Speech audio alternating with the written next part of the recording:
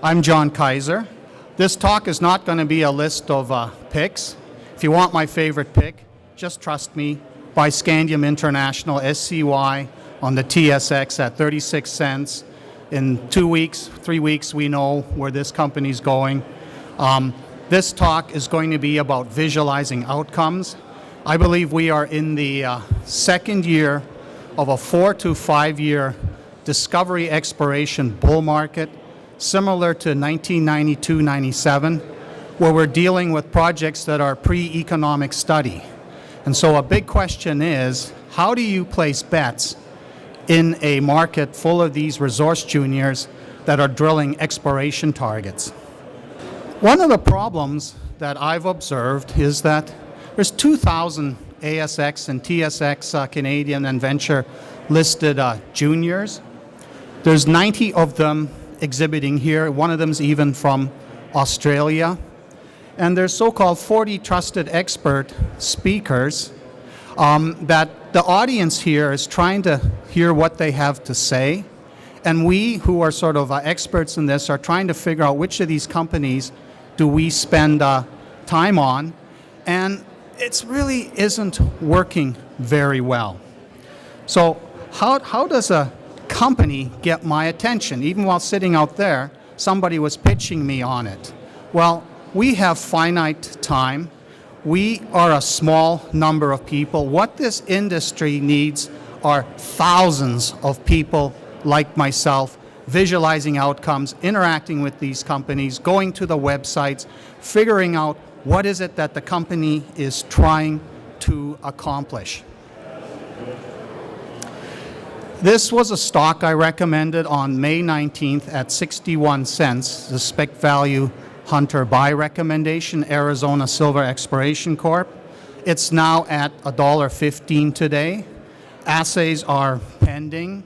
The question is, you see a stock like this, how do you decide whether to buy it now at $1.15, sell your position, hold it, or even go short?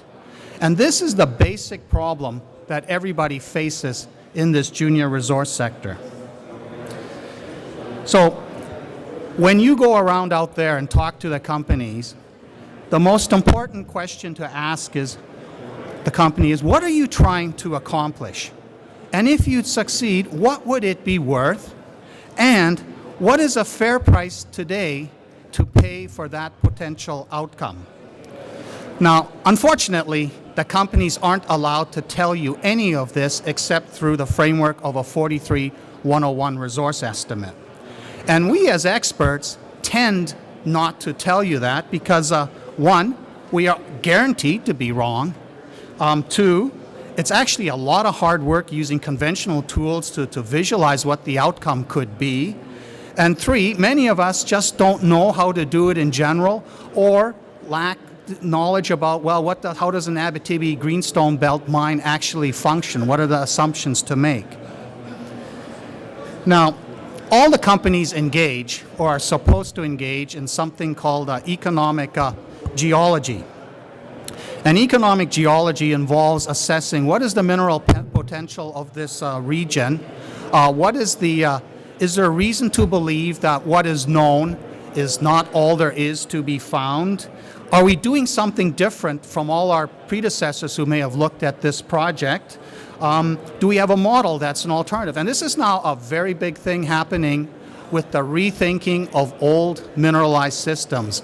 We've had $100 million raised in February for the Windfall District led by Osisko, just going into 5 companies, rethinking that this is really a misunderstood Timmins system, not this ratty little thing that over the last 30 years created a resource of 1.6 million ounces of 8-gram gold that still isn't worth developing in a mine at $1,200 gold. It's now a huge rethink going on. There's been a massive change in what the street wants. They're tired of the tyranny of the gold price.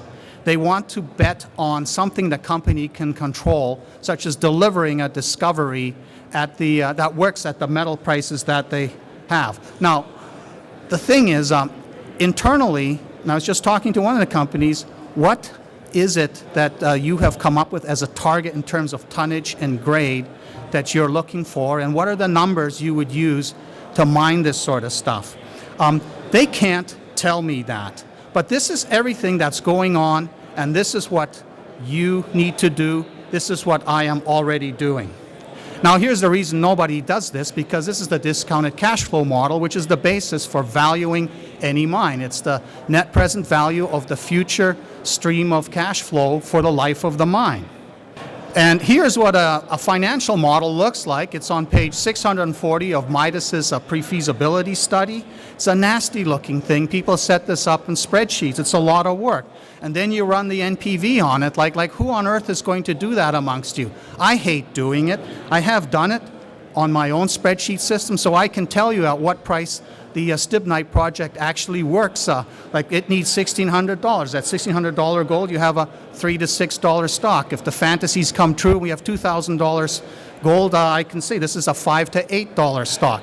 So I can do this, but you all should be able to do that. The company can't plug in $2,000 because it can only go up 15% from whatever the stock price is. This ability to visualize what this project is worth at different prices should be in your hands.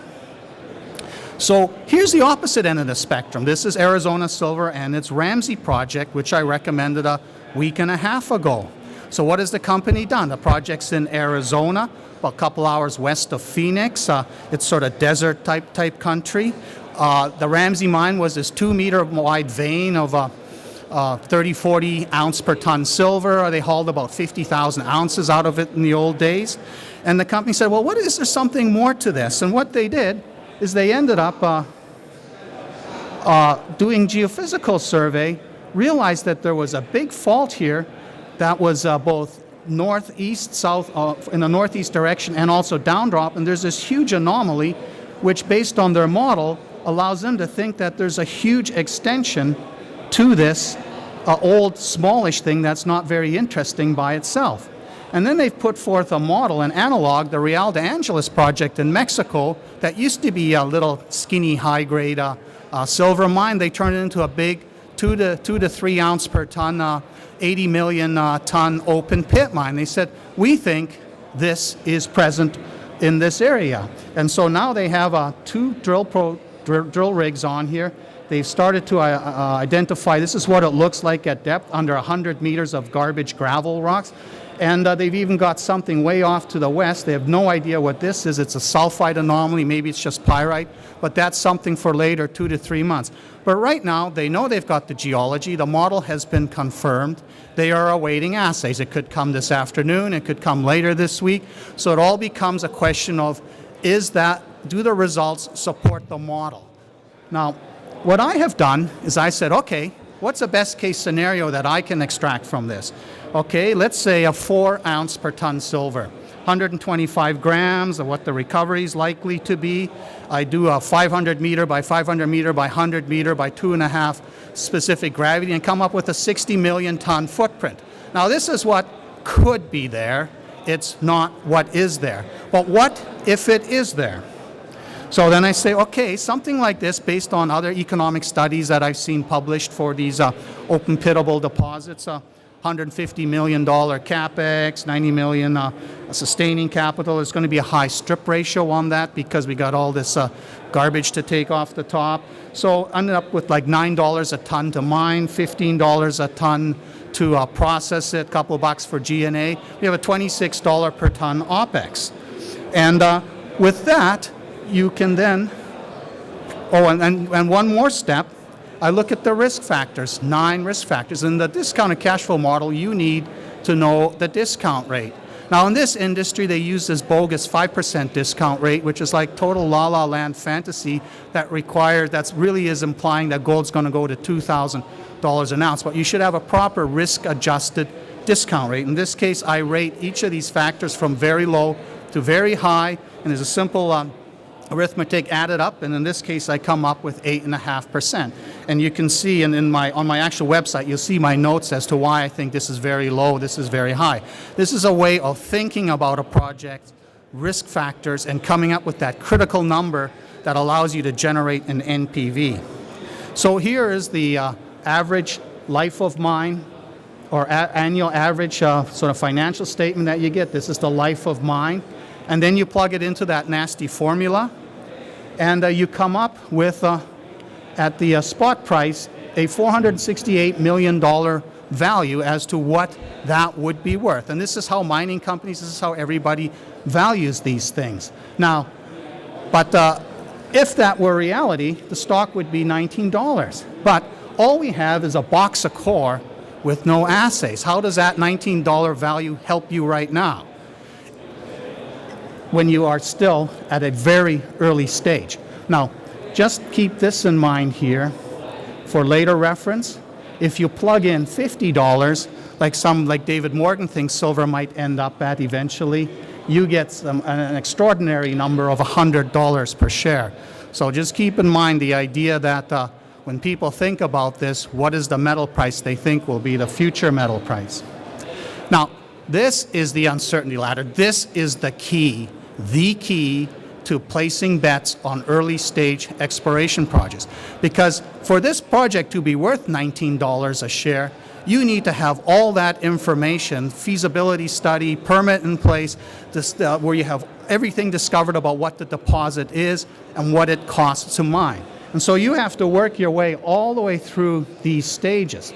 This project's still at this stage where the certainty is like only 1 to 2.5% that I'm right. Now, as the project moves through these stages, the uncertainty declines. And there's a simple formula for valuing an uncertain expected outcome. It's the uncertainty times the value of that future outcome. And Daniel Kahneman and Amos Tversky talked about that in the work they did, and they realized that most human beings are not yet intuitively coded to do this basic math. That's why games like Deal or No Deal are so popular, because the public just doesn't know how to do the basic math for valuing an uncertain outcome. So these three numbers on the left are the hard numbers that you need to come up with. The three on the right are the easy numbers you just look up on the internet and on the company's website.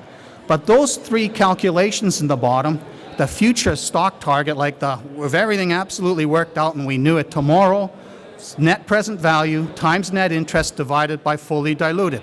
And always use fully diluted, never issued, because when you're early on in the exploration stage, you can guarantee if the thing is any good, they will need a lot of money and all the warrants and options will get exercised. Now, the implied market value is how the market's pricing the project, which is simply fully diluted times stock price divided by net interest. And when you have 100%, net interest is 1. If it's a 0.5%, the implied project value at 100% is basically double the fully diluted market cap. But the fair speculative stock price, the one that you're after as to what you think is a good price to pay, that is the project stage uncertainty times that NPV, sort of the visualized outcome, times the net interest divided by fully diluted. So here is what it looks like, both in sort of total math terms, like monetary terms, and this is converted into Canadian dollars. So at these various stages, this project with this type of outcome should be priced like this. And that says fair value is 19 cents to 48 cents. So the stock's like at $1. So you should probably sell the stock and head for the hills. And in fact, Gwen Preston, who was on the site visit with me and had to go to Mongolia and had recommended at 50 cents and was looking at like up almost a double already and wasn't going to be around to comment on the assay results, just said, sell half, get me out of here. She wasn't going to wait. However, that table is not very easy to digest. This is a graphical version of that table where the blue is the fair value channel. But what is this strange yellow thing? The market's pricing the project at $33 million. It means it's not fair speculative value, it's poor speculative value. This is the S-curve. This is the reason you like to come to these conferences and look for juniors that are going to make a discovery. Because when you enter the discovery phase, the market goes into extreme uncertainty. It goes into a manic mode. And it behaves like this table right here. So you get pricing almost what it is at the end of the day during the early stages when we have a fraction of the information needed to support that eventual outcome. And that's where you can then sell your stock. And it's important to understand this. Even if you say, okay, this is not fair value, understanding the S-curve dynamics of the markets helps you to be in there and judge when this is getting out of hand. Now, I mentioned earlier that there's all kinds of reasons for S-curve behavior. One reason is people think the grade's not going to be 4 ounces. There's crazy people out there saying, oh, it's going to be 30 ounces, and they don't quite understand that, well, at 30 ounces, it's only going to be a 2-meter wide thing and not like a 2 million ton deposit that has to be underground mined with completely different costs. So there's a lot of confusion in the market out there. But there's also people who think that tomorrow silver's going to rocket and are plugging in much higher metal price into their visualization and coming up with crazy targets. So during S-curve behavior, and when the assay results come out and say they're really good, sort of supporting my visualization, then people will say, Kaiser, you're way too conservative. You're such a party pooper, and they say it's going to be like twice as big, and they're going to step out, and it's going to be double the grade that you have. That's what happens in a frenzied discovery delineation type market. And so this project will move over here in that case, and which is then this, and it could do stupid stuff like go to $5 and all that, and that's where you start doing this stuff of being always wrong by selling some too soon and some too late, because you never know where the S-curve will actually peak out.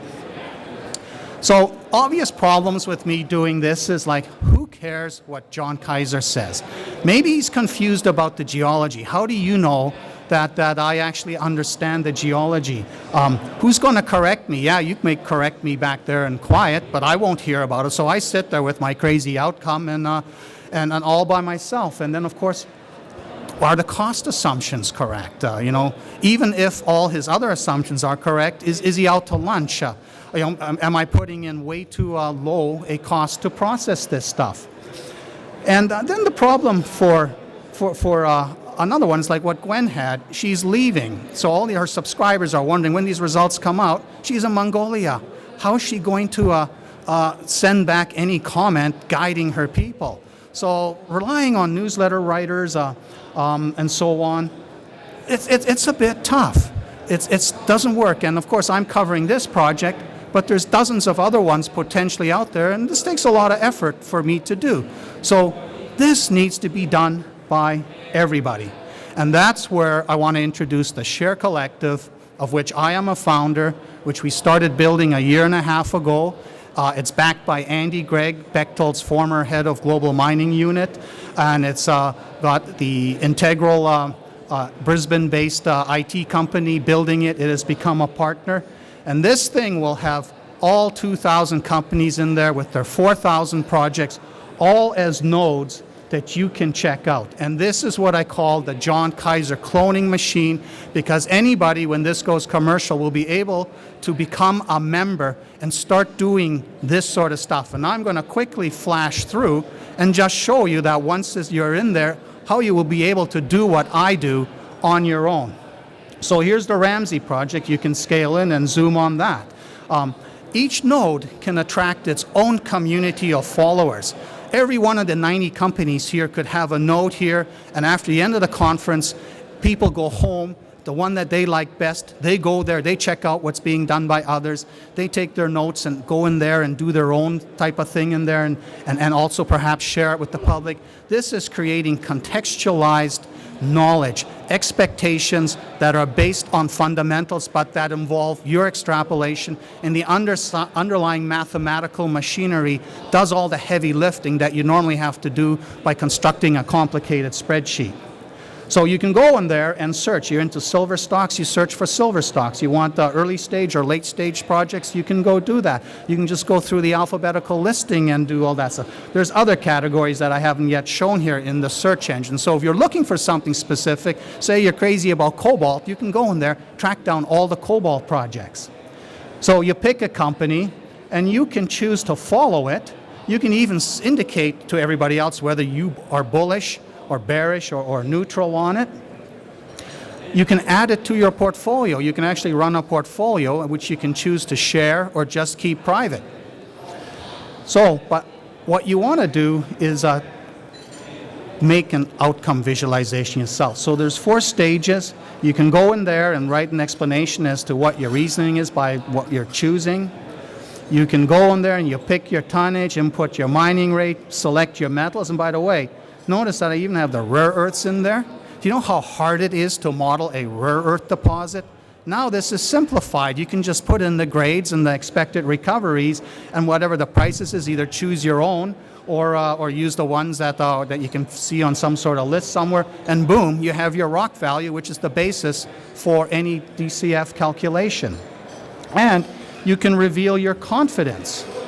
Part of the key thing here is, like, if I'm not sure about a number, I want to signal to my audience that I'm not sure. This is the one where I am haziest on.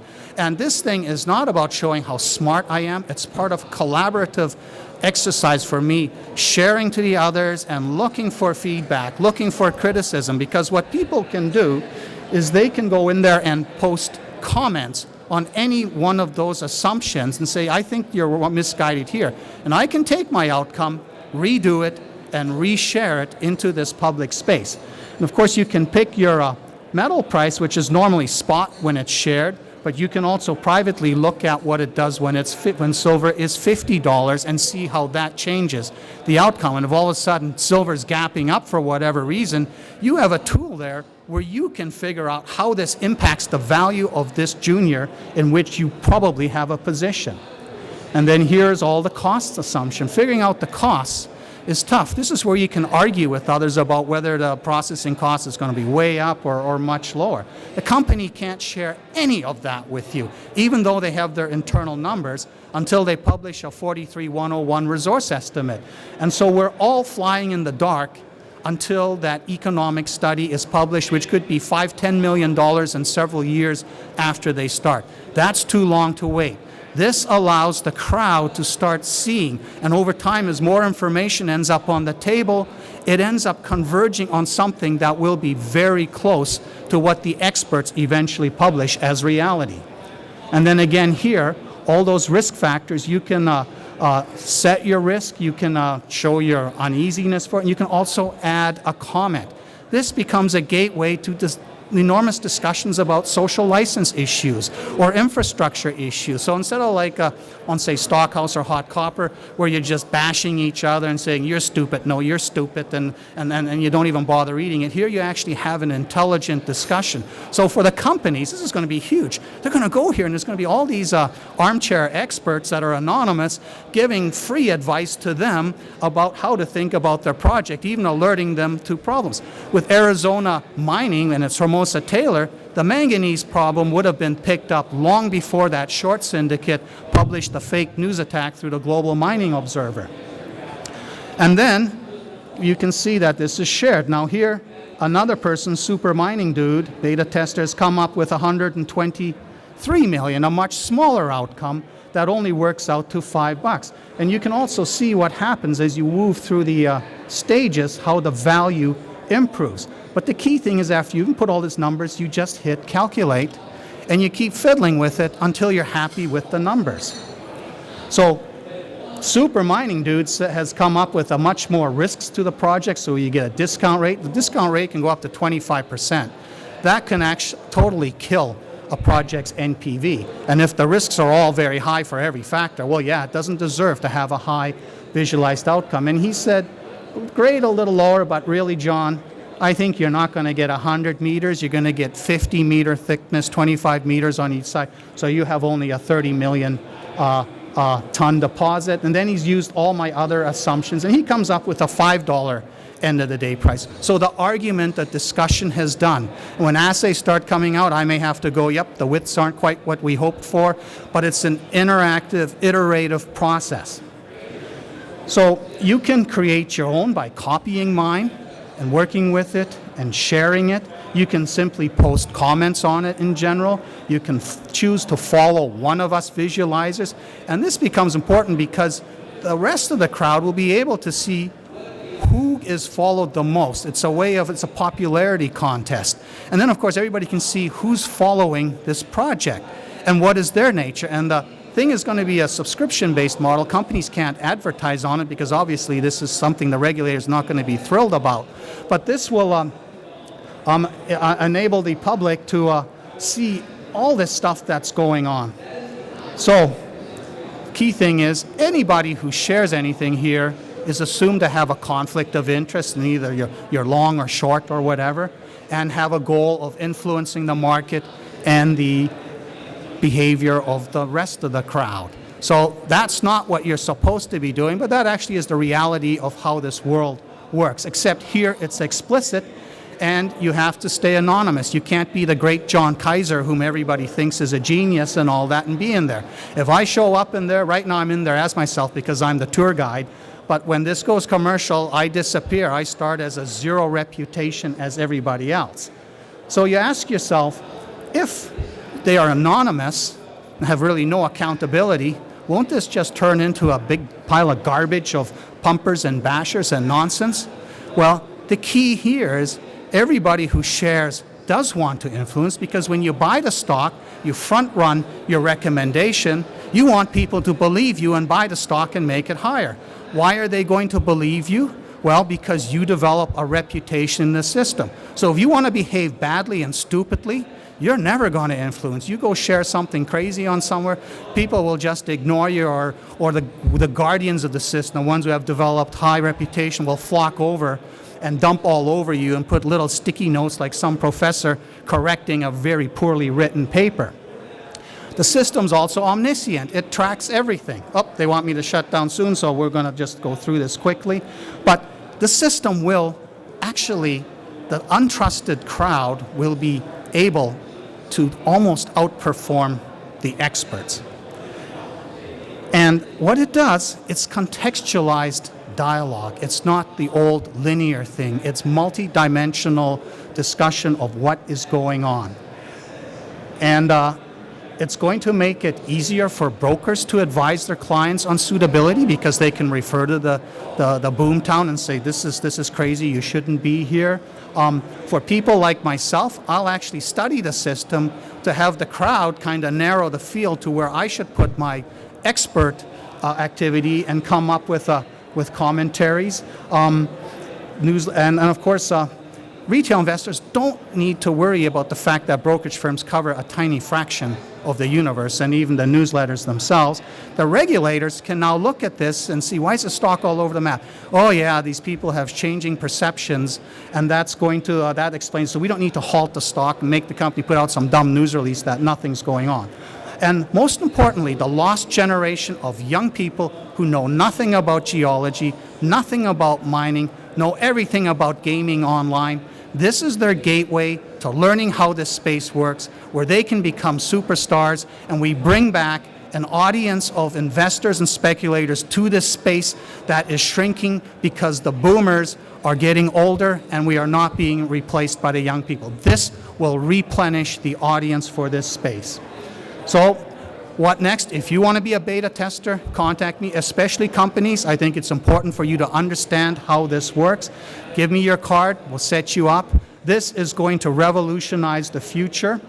And there's a shot of Andy Gregg, who had the guts to say, this we need to build, and this is going to change the way capital is allocated. And even the lifestyle companies will be back, because the prospect generators will have these projects all dressed up with the outcomes. Somebody will have shown what it could be like, and the guys who are pure promotion can now promote a project which actually has an outcome that makes sense. Thank you.